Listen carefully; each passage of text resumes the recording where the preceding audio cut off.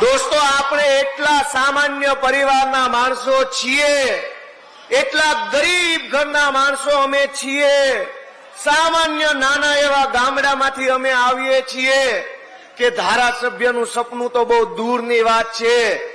જો આમ આદમી પાર્ટી ન હોય, જો અરવિંદ કેજરીવાલ ન હોય, તો આ ભાજપ ને કોંગ્રેસ વાળા તો અમને તાલુકા પંચાયતનો સભ્ય ન બનવા દે.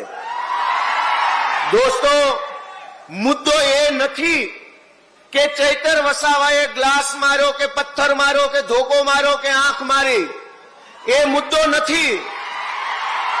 મુદ્દો એ નથી કે ગ્લાસ માર્યો કે નહીં. મુદ્દો એ છે કે ચૈતર વસાવાએ ડેડિયાપાડાથી તીર માર્યું અને તીર સરકારની છાતી ઉપર લાગી ગયું છે.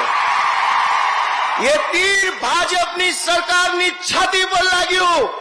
આદિવાસી સમાજને જગાડવામાં આવ્યો, યુવાનોનો અવાજ બનવાનું કામ કર્યું, એટલા માટે જેલમાં પૂરે છે. પણ દોસ્તો, ભાજપના 8 પાસ ડફોળ નેતાઓને મારી એટલી વિનંતી છે, ભાજપના 8 પાસ ડફોળ નેતાઓને એટલી વિનંતી છે કે જે નેતાની જગ્યા યુવાનોના દિલમાં હોય એનું જેલ કાંઈ બગાડી શકતી નથી.